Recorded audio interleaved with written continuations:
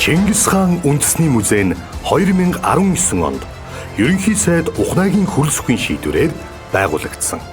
Тус музейд нүүдэлчдийн анхны төр тулс Хүннүгийн эзэн тулсыг үндэслэгч модон шанугаас эхлээд 20 дугаар зууны ихэнх хүртэлх Монголын төр тулсуудын хаад язгууртны үйл ажиллагааг эдэлж хэрэгжилж байсан эдүлгийн зүйлс томоохон бодит үйл явдлыг харуулах 10,000 гаруй их үзмрийг орчин үеийн дэвшилтэт технологи болох AR, QR, VR, интерактив, видео зэрэг техник технологи, уран зураг, гар зураг, баримл, дархны урлал, оёдол хатгамал, макетаар дэглэн үзүүлж байна.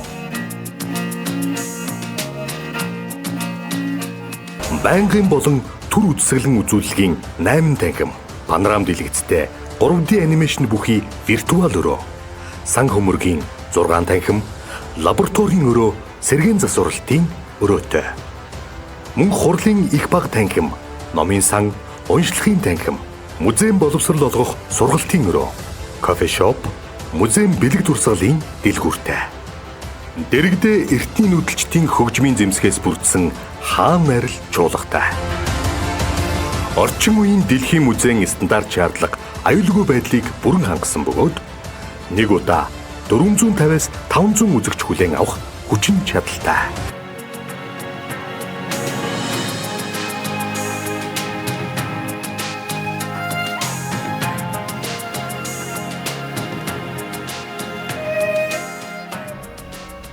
Түмэн жилд үл алдрах төр улсыг байгуулсан их эзэн Чингис хаан Монх тэнгэрийн ивэлээр цагийг эзэгнсэн их эзэн Чингис хаан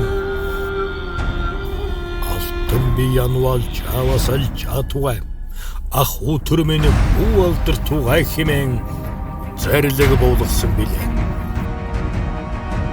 Монх тэнгэрийн дороо Монгол улс монход оршихтуг бишэр тугай дах тугай